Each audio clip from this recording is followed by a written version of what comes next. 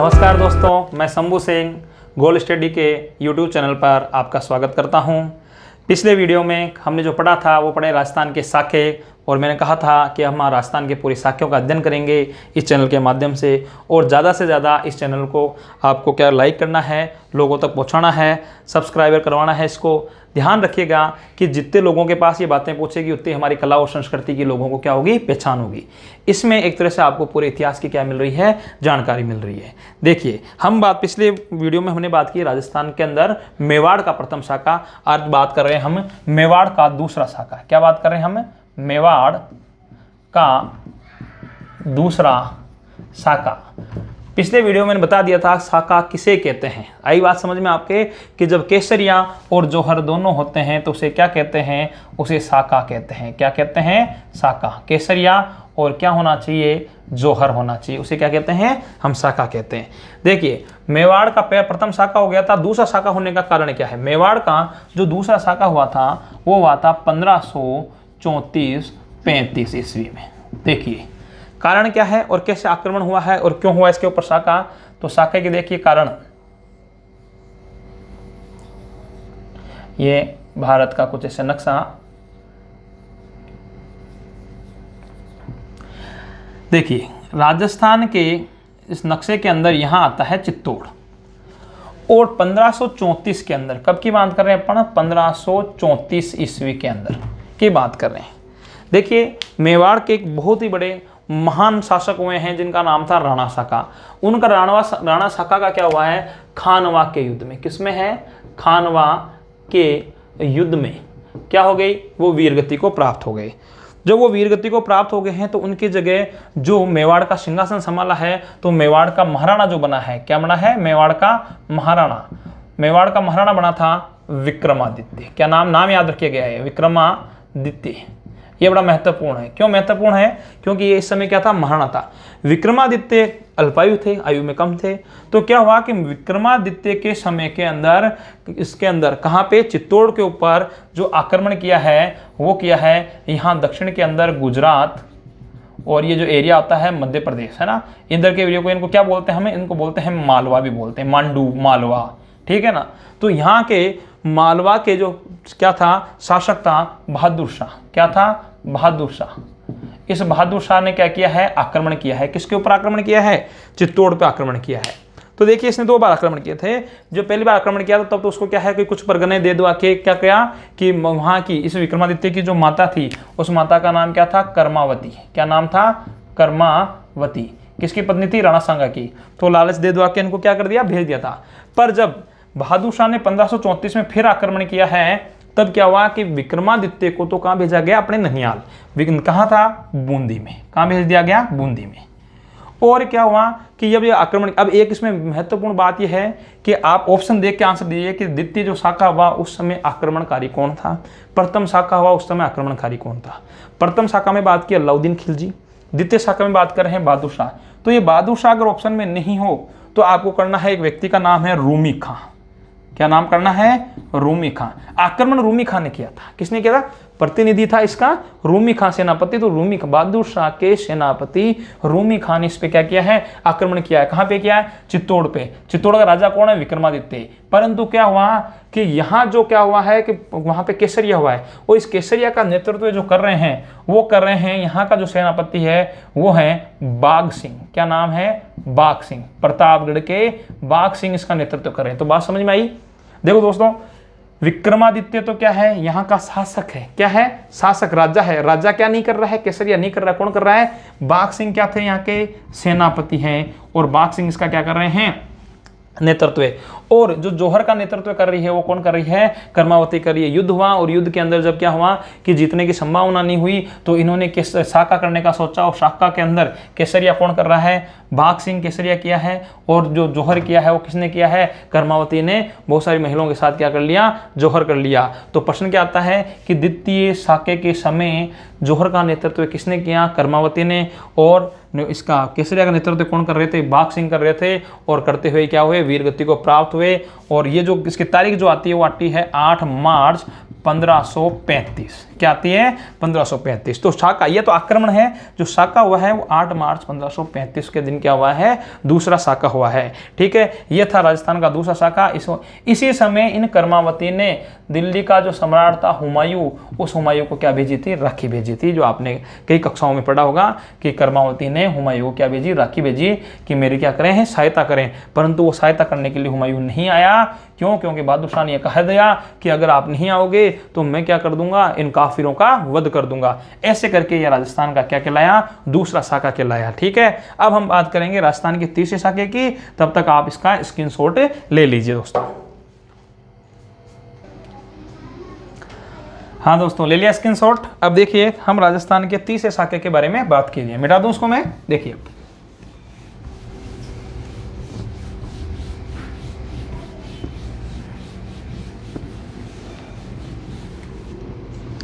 हम बात करेंगे अब मेवाड़, मतलब चित्तौड़ है ना, मेवाड़ का तीसरा शाखा। कब हुआ था मेवाड़ का तीसरा शाखा? तो देखिए, मेवाड़ का तीसरा शाखा 1567-68 में हुआ। देखो मित्रों, मेवाड़ के तीसरे शाखे के समय भी क्या होता है? प्रश्न आपके एक तो ये है कि मेवाड़ की तरफ से शासक ना, कि मेवाड़ की तरफ से, तो मेवाड़ का जो शासक था, मेवाड़ का तो कौन था?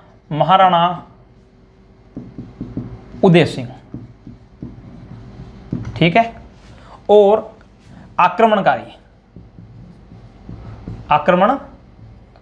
भाई, आक्रमण करने वाला कौन था? तो आक्रमणकारी जो था वो अकबर है। कौन है यहां नाम? अकबर।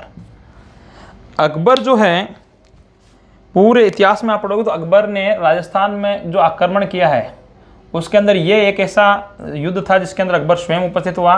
नहीं तो इसके अलावा अकबर क्या हुआ कि अकबर स्वयं नहीं आके किसको भेजता है? वो अकबर हमेशा मान सिंह को भेजता है हमेशा युद्ध के लिए। अब यहाँ वहाँ अकबर बैठा करता था उस समय क्या है? आगरा में। कहाँ बैठा करता था? आगरा में। ठीक है, अकबर ने राजधानी वहीं रखी थी। राजस्थान के ये किला है जिसका नाम क्या था? चित्तौड़, और यह रियासत है मेवाड़ की। यहाँ अकबर ने आक्रमण क्यों किया? आक्रमण का कारण, तो आक्रमण कार्य है कि मेवाड़ के राजस्थान के अंदर एक रियासत और है जिसका नाम है मेड़ता। क्या नाम है? मेड़ता। उस मेड़ता रियासत के जो उस समय शासक थे उनका नाम है जयमल जी। कौन है? जयमल जी। देखिए, अपन इधर इनकी बात करते हैं अलग, कि मेवाड़ की तरफ से लड़ने वाले कौन कौन है शासक? एक तो है जयमल जी, एक है वीर फत्ता सिसोदिया। क्या नाम है? वीर फत्ता सिसोदिया। और एक हैं कल्ला जी। क्या नाम है? कल्ला जी। ये इधर से लड़ने वाले। ठीक है, ये मेवाड़ की। हुआ क्या कि मेवाड़ के ऊपर अकबर ने आक्रमण किया, तो मेवाड़ के शासक जयमल जी वहां से निकले और वो कहाँ आ गए? उन्होंने आके उदय सिंह के पास क्या ले ली है? शरण लिए। क्यों लिए?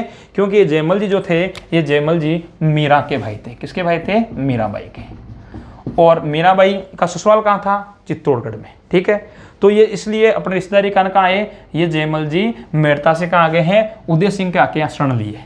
शरण लेने के कारण किसने आगरा से आक्रमण किसने किया है? अकबर ने आक्रमण किया। इसका दंड देने के लिए, इसको शरण क्यों दी मेरे को ना, मेरा क्या है? विद्रोही है। तो अकबर ने यहाँ आक्रमण किया। अकबर यहाँ आके बैठा इस किले के सामने। तो ये किला बड़ा विशाल है ना। जब अपन किलों का विवरण करेंगे, किलों के बारे में पढ़ेंगे तो आएंगे, ब्लू मछली के समान ये किला है, ऊंचाई पर है ना। किले के अंदर क्या बहुत सारे यंत्र हैं, किले में खेती होती है, तो इसको जीत नहीं पाया अकबर। उसको किले को लेके बैठा रहा काफी दिन तक, है ना। स्वयं आया था अकबर इसमें। अब इस किले को जीतने के लिए योजना क्या बनाई गई कि वो क्या ऊंचाई पे पत्थर भी मारे तो क्या है? नीचे मर जाए ना।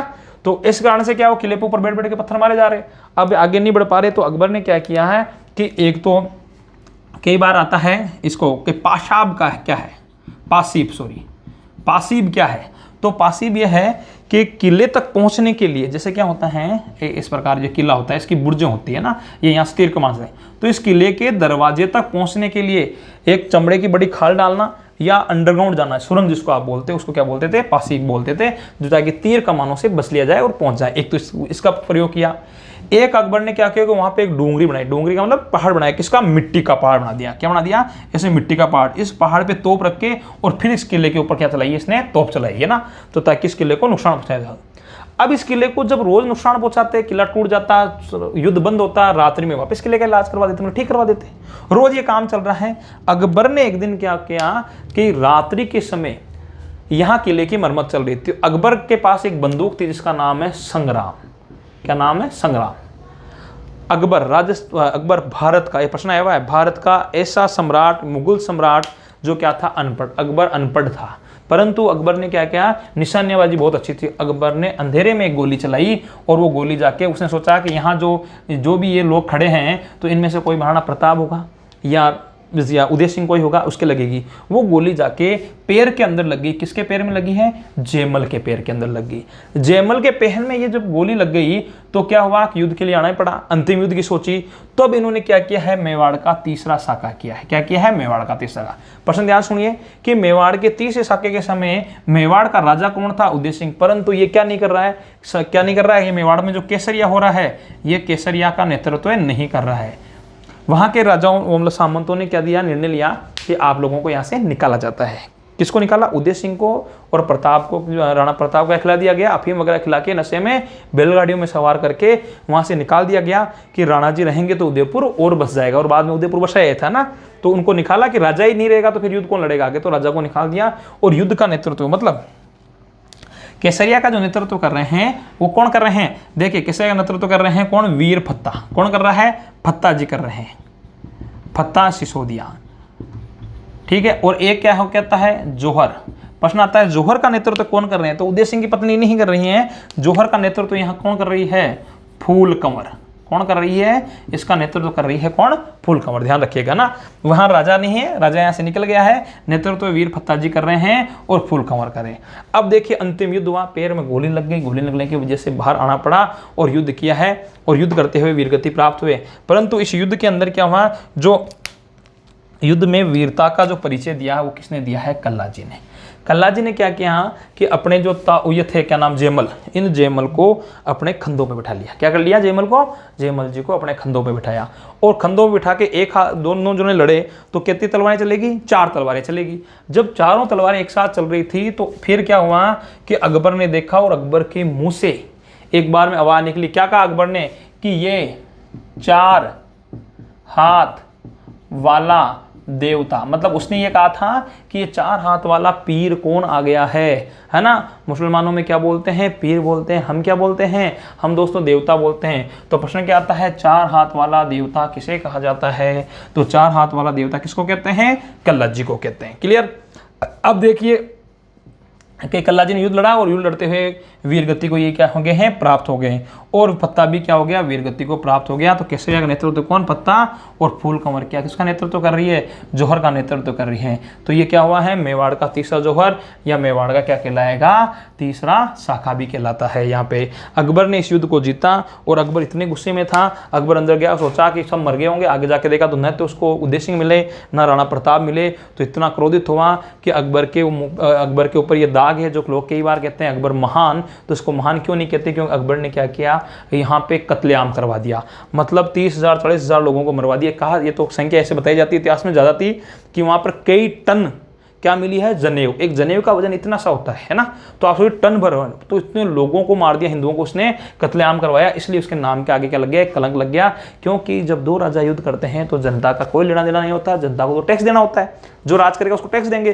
तो इसने क्या कर दी कि भोली भाली जनता को भी मरवा दिया। इसलिए इसके नाम के आगे क्या नहीं लगना? महान नहीं लगना चाहिए, ना आपको लगाना है चाहिए महान, क्योंकि ये महान हुए नहीं। मैं ऐसे नहीं कह रहा कि हिंदू मुस्लिम की कोई बात है, क्योंकि मैंने एक बार पढ़ाया तो कुछ बच्चों ने कहा साहब इनके आगे महान लगाओगे क्या? अशोक महान था। तो मैं नहीं कह रहा अशोक भी महान है ना, महान थे विक्रमादित्य, चंद्रगुप्त मौर्य। तो वो ऐसे लोगों के आगे महान लगाए कि इसमें कोई हिंदू मुस्लिम बात नहीं है, महान नहीं है। अकबर ने ऐसा कोई काम ही नहीं किया जो महान बताया ना, ऐसा कोई काम नहीं है। तो यहाँ पे भी कई आप देखोगे उसमें भी धोखा वगैरह किया है। और ये राजस्थान का क्या, राजस्थान का नहीं मेवाड़ का क्या है? तीसरा शाखा यहाँ हो गया है। इस युद्ध से प्रभावित होकर जयमल की और क्या है? फत्ता की, इन दोनों की मूर्तियों को आगरा में ले जाकर किसके ऊपर? गजारूढ़ मतलब हाथी के ऊपर आगरा के किले के बाहर मूर्तियां लगवाई है। किसने लगवाई है? अकबर ने लगाई, किसकी वीरता से? इनकी वीरता से। किन प्रश्न आता है? आगरा के किले के बाहर किनकी हाथी पर मूर्तियां लगी हुई है? जयमल और किसकी? वीर फतेह की वहाँ मूर्तियां लगी है। ये था रहा किसका? मेवाड़ का तीसरा किला, तीसरा शाखा। ठीक है, बाकी हम अध्ययन करेंगे और शाखाओं के बारे में नेक्स्ट वीडियो में भी करेंगे। थोड़ी देर के लिए आप इसका स्क्रीनशॉट ले लीजिए, या आपने पेन कॉपी से ले रखा है तो आप इसको उतार लीजिए। ठीक है ना, उतार स्क्रीनशॉट लीजिए। ठीक है दोस्तों, स्क्रीनशॉट ले लिया। अपन आगे बात करते हैं। अब देखिए इसके अंदर अब हम बात करते हैं कि ये जो मेवाड़ के ये साके हुए हैं, इनमें से प्रश्न किस प्रकार बनते हैं। ठीक है ना, कि किस प्रकार प्रश्न पूछे जाते हैं। अपन इनकी बात तो कर ली थी देर, तो प्रश्न किस प्रकार है और कैसे कैसे प्रश्न आए हैं उनके ऊपर अपन अध्ययन करते हैं। देखिए प्रथम प्रश्न, क्या प्रथम प्रश्न? एक तो है मेवाड़ में कितने साके हुए। देखिए आपको राजस्थान नहीं बोल रहा, मेवाड़ के केवल, तो मेवाड़ के साके कितने हैं? 3। क्लियर यहाँ पे? एक तो ये प्रश्न। एक दूसरा प्रश्न जो आता है, ज्यादातर प्रश्न जो आया है वो आया हुआ है कि रतन सिंह के सेनापति का नाम। रतन सिंह के सेनापतियों के नाम कौन कौन थे? गोरा, बादल। क्या नाम थे? गोरा और बादल। एक उस तोते का नाम आया हुआ है ना, किस प्रजाति का था? हीरामन प्रजाति, मतलब गागरोनी प्रजाति है और हीरामन नाम। तोते का नाम क्या है? तोते का नाम भी पूछा जाता है तो हीरामन है ना। ठीक है, ये तोते का नाम भी प्रश्न आता है। और किस किस का प्रश्न आते हैं? एक आते हैं संबंध का, पूछा गया था कि गोरा और बादल का क्या संबंध था? पद्मनी से क्या संबंध था गोरा और बादल का ना। तो गोरा ये तो था चाचा, और ये क्या था? ये एक तरह से भाई लगा, चाचा का वो होगा ना, तो ये चाचा भतीजे थे, तो ये इसका संबंध क्या था? बादल तो था भाई, और एक गोरा क्या था? गोरा तो क्या हो गया है? चाचा, बादल क्या हो गया है? भाई हो गया ना। तो भाई ये से संबंध था इनके अंदर। ठीक है, ऐसे उल्टे सुल्टे घूम के प्रश्न आ जाते हैं। तीसरा, पद्मनी कहाँ की रानी थी? तो पद्मनी रानी कहाँ की थी? ये नीचे जो आता है उसको क्या बोलते हैं हमें? सिंहल द्वीप। श्रीलंका लिखा हुआ नहीं आएगा, क्या आएगा? सिंहल द्वीप की राजकुमारी थी कौन? पद्मावती। तो ये पद्मावती के लिए प्रश्न आता है। ठीक है, तो जौहर का, मेवाड़ का प्रथम जौहर क्या आएगा? मेवाड़ का प्रथम जौहर किस रानी के नेतृत्व में हुआ? तो क्या करेंगे आप? पद्मावती के नेतृत्व में। किसके नेतृत्व में? राजस्थान का नहीं कह रहा हूं मैं, किसका कह रहा हूं? मेवाड़ का प्रथम जौहर पद्मावती के नेतृत्व में किया गया था। तो ये पहले से संबंधित थे ना। किले की अपन बात नहीं करें, अपन साके के, केवल साके में क्या प्रश्न आते हैं वो देख रहे हैं। किले में नहीं, किला तो मेवाड़ नहीं पढ़ाया मैंने आपको, सॉरी चित्तौड़गढ़ का किला नहीं पढ़ाया, कोई कुमरगढ़ का किला नहीं पढ़ाया। अपन केवल साके ना, इतिहास पढ़ाया। साका, इस साका में देखो कितने प्रश्न आ गए। साका में किले का प्रश्न आ जाएगा, साका के अंदर इतिहास आ जाएगा, और साका में क्या आ गई? संस्कृति आ गई। फिर कुछ प्रश्न आते हैं दूसरे में कि दूसरा जब साका हुआ था उस समय आक्रमणकारी कौन था? आक्रमणकारी कब? दूसरा साका के समय। तो ध्यान रखिएगा, बहुत से लोगों ने पढ़ाया है, आप किताब में देखा है आपने, बहादुर शाह। आपको बहादुर शाह नहीं करना है। बहादुर शाह का सेनापति था, क्या नाम है सेनापति का? तो बहादुर शाह का सेनापति था रूमी खां। यह आक्रमण रूमी खां ने किया था, है ना। और उस समय क्या है कि दूसरे साके के समय जो जौहर किसने किया है? तो जौहर किसने किया? राजमाता ने किया है, कर्मावती ने, है ना। और केसरिया का नेतृत्व, तो ये प्रश्न आता है, किसका नेतृत्व आता है? केसरिया का। तो केसरिया का नेतृत्व राजा नहीं कर रहा। राजा कौन था? प्रश्न आएगा कि मेवाड़ के दूसरे साके के समय राजा कौन था? तो राजा तो विक्रमादित्य है। कौन है? विक्रमादित्य द्वितीय, है ना। और जौहर जो कर रहा है, वो सॉरी केसरिया जो कर रहा है, वो कर रहे हैं बाघ सिंह। सेनापति कौन था? बाघ सिंह। यहाँ सेनापति कौन है? गोरा और बादल। यहाँ कौन है? बाघ सिंह। फिर तीसरा साका की बात की, आक्रमणकारी कौन आया तीसरा साका में? अकबर।